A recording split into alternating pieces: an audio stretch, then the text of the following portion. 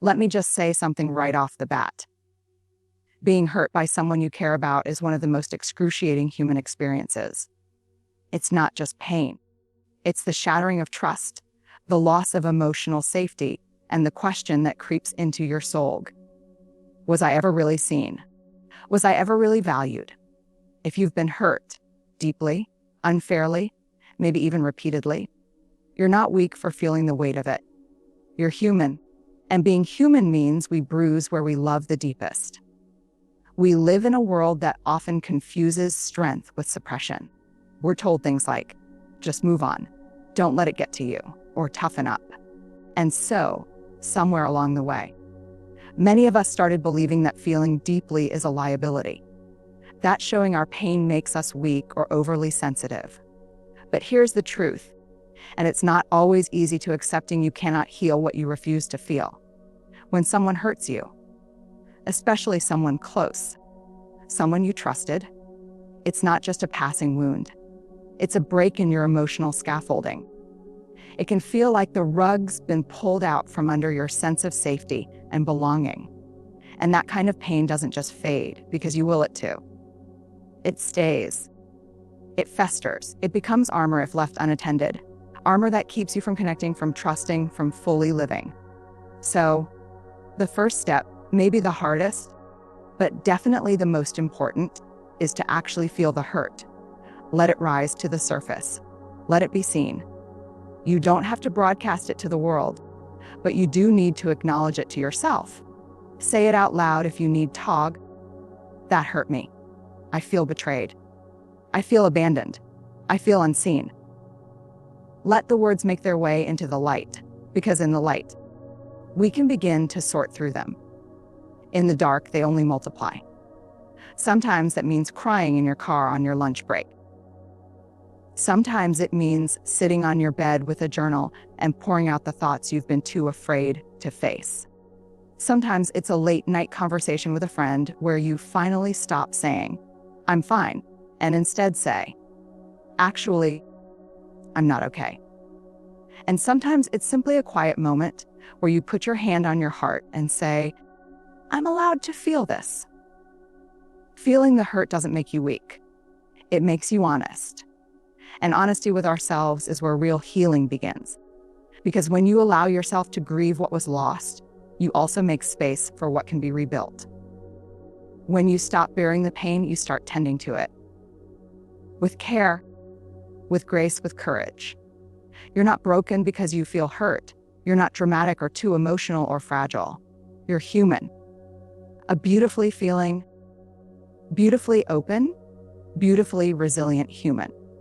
And when you give yourself the gift of fully feeling, you're not falling apart. You're falling into truth. And truth is the soil where wholeness grows. So take the time. Sit, walk through it. Let it be messy and uncomfortable if it has to be. Because when you choose to feel instead of numb, you're not just processing pain. You're reclaiming your power. You're saying, this matters. I matter. And there's nothing more courageous than that. One of the most radical acts of self-love is learning to set boundaries. And doing it without apologizing, without over-explaining, and without guilt. But let's be honest, for many of us, especially those who've been conditioned to keep the peace, please others, or avoid conflict at all costs, setting boundaries feels like betrayal, like we're being rude, selfish, maybe even heartless. But let me offer you a reframing. Boundaries are not barriers, they are bridges. They help us stay connected to others in healthy ways without abandoning ourselves in the process. Because here's the deal. Every time you say yes to something that doesn't honor your well-being, you're saying no to yourself. And the more you abandon yourself for the sake of someone else's comfort, the further you drift from your truth. When someone hurts you, when they speak to you with disrespect, when they continuously ignore your needs or manipulate your kindness, setting a boundary is not about punishing them. It's about honoring your own worth. It's saying, I love you, or I once did, but I also love myself enough to say this is not okay with me. And yes, it's uncomfortable. Your voice might shake, You might second guess yourself afterward. People might push back, especially those who benefited from you having no boundaries at all. But here's what you need to remember. You are not responsible for other people's feelings about your boundaries. You're only responsible for being clear, kind, and honest about what you can and cannot allow into your emotional space. Sometimes setting a boundary sounds like, I'm not available for this conversation right now. Sometimes it sounds like, I need some time and space to process what happened. Sometimes it's as simple and sacred as silence. Choosing not to re-engage with someone who repeatedly wounds you. And you don't need to convince anyone that your boundary is valid. If it's rooted in protecting your peace, your dignity, and your healing, that's reason enough. You are allowed to walk away from conversations that belittle you. You are allowed to leave relationships where your presence is tolerated but not treasured. You are allowed to draw a line and say, you may not speak to me that way, even if the person is family, even if they were once a friend, even if they think you're being too sensitive. Because here's what no one tells you: guilt is not a sign that you're doing something wrong. It's often a sign that you're doing something new, something bold, something that breaks old patterns and reclaims your power. Boundaries are not a rejection of love. They're a container for it. Without boundaries, love becomes obligation. Connection becomes resentment. Kindness becomes depletion. And the more you learn to hold your line, the more you'll find relationships that respect that line. Not just because they're nice people, but because you've modeled what self-respect looks like. So no, you don't owe anyone unlimited access to your heart, your time, or your emotional energy. Especially not someone who has proven they can't be trusted with it. You get to choose what you let in. You get to decide what kind of energy surrounds you. And you get to do that, not with anger, not with shame, but with clarity, courage, and compassion. This isn't about building walls. It's about building a life that feels safe, authentic, and aligned. A life where your soul can breathe freely. A life where you no longer feel like you're constantly shrinking to make others comfortable. So if your hands are trembling as you draw the line, draw it anyway. If your voice is shaky, you say, no more. Say it anyway.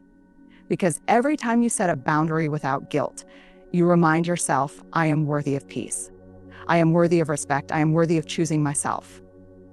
Bitterness is seductive. It gives us the illusion of power when we've been hurt. Like if we hold on to our anger tightly enough, we can protect ourselves from ever being wounded again. It whispers, you were right. They were wrong. Stay guarded. And for a little while, that bitterness might feel like armor. But over time, it becomes something else entirely. It becomes a cage. Bitterness doesn't protect you. It preserves your pain. It hardens your heart, isolates you, and feeds you a story where you're always the victim and someone else is always the villain. And when you live in that story too long, something tragic happens. You begin to shrink. You stop trusting. You stop connecting. You stop growing. But there's another way. A softer, more courageous path. And it's this: instead of feeding your bitterness, try to choose curiosity. Now, let's be clear. Curiosity is not the same as excusing harmful behavior. It's not letting someone off the hook, and it's definitely not inviting them back into your life without accountability. What curiosity does is shift the lens. It helps you ask not, what's wrong with me? Or how could they do this to me? But rather, what must they be carrying to have acted that way? This is about understanding, not justifying. Because often, the people who cause harm are wrestling with demons we can't see. Their cruelty might be a symptom of their own unresolved trauma. Their coldness might come from a childhood where love was conditional. Their betrayal might reflect the chaos or insecurity they never learned how to face. When you approach your pain with curiosity instead of contempt, something powerful happens. You stop making their behavior about your worth. You begin to see that their actions are a mirror of their inner world, not a reflection of your value. That realization is incredibly freeing. It's not always immediate. You might need time before you're ready to ask those deeper questions. But when you get there, when you can honestly wonder, what must it be like to live in their mind? You create a gap between the wound and your identity. You say, this happened to me, but it does not define me. A curiosity doesn't mean you stay. It doesn't mean you keep the door open. It doesn't mean you deny your pain. What it does is soften the edges. It allows you to heal without growing bitter. It invites compassion, not necessarily for the other person, but for yourself. Because bitterness keeps you bound to the person who hurt you. Curiosity breaks the chain. It gives you the space to move forward with wisdom instead of walls. It opens your heart to new people, new stories, and new ways of being. And maybe most importantly, it keeps your humanity intact in a world that sometimes begs you to become hard just to survive. So when the bitterness creeps in, and it will, pause, breathe, and ask ye, what's the story behind their story? What pain might they have never learned to name? And then ask yourself the most healing question of all, what do I need in this moment to be free? Because you deserve peace. Not the kind of peace that comes from pretending everything is okay, but the kind that comes from choosing not to let someone else's brokenness dictate the shape of your soul. Choosing curiosity is not weakness. It's an act of radical strength. It's how we unhook from the hurt and step back into our lives with open eyes, open hearts, and a fierce commitment to keep growing, no matter what tried to harden us. Forgiveness is one of the most misunderstood, misused, and deeply powerful acts we can ever engage in. When someone hurts us, especially someone we loved, trusted, or needed, our instinct is to protect ourselves. We wrap our pain in layers of anger, resentment, and bitterness, believing that if we hold on tightly to that pain, we're holding them accountable, that somehow our refusal to forgive keeps us in control, keeps us safe. But here's the truth, one that's hard to swallow. Unforgiveness doesn't punish the person who hurt you. It punishes you. It becomes a weight you carry every single day, a silent burden that robs you of joy, presence, and connection. You wake up with it. You go to sleep with it. And worst of all, you begin to identify with it. You're no longer just someone who is hurt. You become someone who is hurting. Forgiveness, then, is not about forgetting what happened. It's not about saying it was okay. It's not about letting them back in. It's about liberating yourself from the hold that hurt has on you. You don't forgive because they deserve it. You forgive because you deserve peace. You deserve mornings that aren't heavy with the past. You deserve relationships where you're not projecting old wounds. You deserve to be more than a reflection of your pain. But let's be clear, forgiveness is not a one-time decision. It's a process, sometimes a long one. Sometimes one that needs to be revisited over and over. Sometimes it's a whisper, I'm ready to let go. Sometimes it's screaming, I want to be free from this. And sometimes it's just a quiet, painful inch forward, a little more distance between you and the pain that shaped you. Forgiveness is also not reconciliation. That's a separate journey. Forgiveness doesn't require the other person's apology or participation. It doesn't mean texting them, calling them, or inviting them back into your life. In fact, you can forgive someone and still never speak to them again. You can forgive someone and still say, you are not safe for me. Because forgiveness is about you. It's about cutting the cord that keeps you emotionally tethered to someone who may never take responsibility for what they did. It's about saying, I won't let this poison live in me anymore. I'm choosing freedom over fury. And yes, that kind of freedom takes courage. It takes grit. It takes waking up every day and choosing your healing, even when part of you wants to stay angry. Because anger can feel powerful, but peace is transformational. Forgiveness doesn't mean you weren't hurt. It means you're choosing not to be held hostage by that hurt any longer. It's a reclaiming of your heart. It's you stepping out of the victim narrative and into your own power. It's saying, "You hurt me, but you don't get to have the rest of me." So give yourself permission to grieve what happened, to be mad, to be sad, to feel every emotion that needs to rise and fall. And then, when you're ready, not when the world says you should be ready, but when you are, begin the quiet, brave work of releasing it. Forgiveness is not a finish line. It's a sacred, ongoing practice of turning toward your pain with compassion and saying, "You don't get to define me anymore." It's how we take our lives back. It's how we stop bleeding from wounds that were never ours to keep. Letting go doesn't mean you lose. It means you win your life back. It means you stop carrying what someone else broke. It means you open your hands, your heart, your future, and finally saying, "I am done letting this define me. I choose peace. I choose me." There's a moment after the pain settles, but before the healing begins, where we stand at a quiet, powerful crossroads. We can keep telling the same story. The one where we were betrayed, rejected, abandoned, misunderstood. Or we can decide to pick up the pen and write something new. Not because the old story isn't true, but because it's no longer the whole truth. And that takes courage. When someone hurts, our instinct is to define ourselves by that moment. We replay it over and over, carving the memory deeper into our identity. We start saying things like, "I'm the one who got left. I'm the one they cheated on. I'm the one who wasn't enough."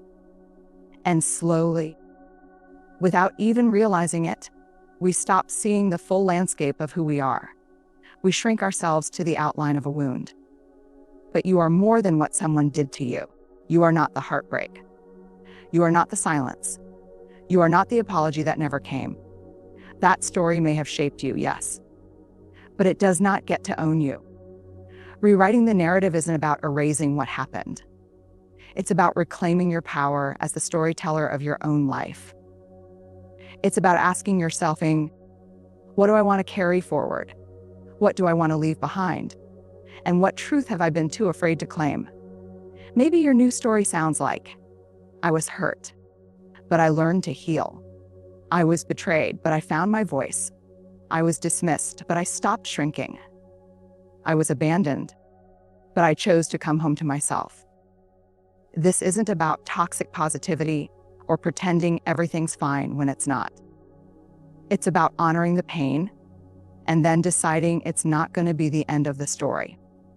It's about refusing to let life be narrated by the worst thing that ever happened to you. It's about taking the power back. Not from the person who hurt you, but from the part of yourself that believed you were powerless. Courage, in this case, is not loud. It's not flashy. It's not a dramatic declaration. Sometimes courage is the quiet act of choosing not to repeat the same self-defeating thought again today. Sometimes it's choosing to show up to your life even while you're still hurting. Sometimes it's saying, "I'm ready to write the next chapter, even if I don't know how it ends." You get to be the author. You get to name what this chapter means. You get to decide that what happened to you was a moment in time, not your entire identity. You get to choose healing over bitterness, growth over vengeance, and love over fear. And no, it's not easy. It's vulnerable, because rewriting the narrative means opening your heart again to possibilities. It means standing in front of the blank page and saying, "Even though I've been hurt, I still believe in joy. I still believe in connection. I still believe in me." This is the work of a lifetime, not a single moment. But every small act of choosing yourself, every step toward your truth, every time you speak the words, "This is not how my story ends," that's courage, that's healing, that's power. So write the story where you rise. Write the story where you are the hero, not the casualty. Write the story where the pain broke you open, not down. And above all, write the story in a voice that belongs to you. Strong, real, scarred, and still standing. Because at the end of the day, Your story is not about the wound. It's about what you did with it. Let it be the beginning of something beautiful. Let it be the place where your truth finally sets you free. Let me tell you something raw and real. Handling people who hurt you is not about being righteous. It's about protecting your soul while keeping your heart open. You're allowed to feel. You're allowed to walk away. You're allowed to heal out loud. And most of all, you're allowed to live free from shame, even when others try to drag you into theirs. So when the world tries to harden you, choose softness anyway. When people are reckless with your heart, choose to keep it whole, because you were never meant to be a mirror for someone else's brokenness. You were meant to shine, even after the storm.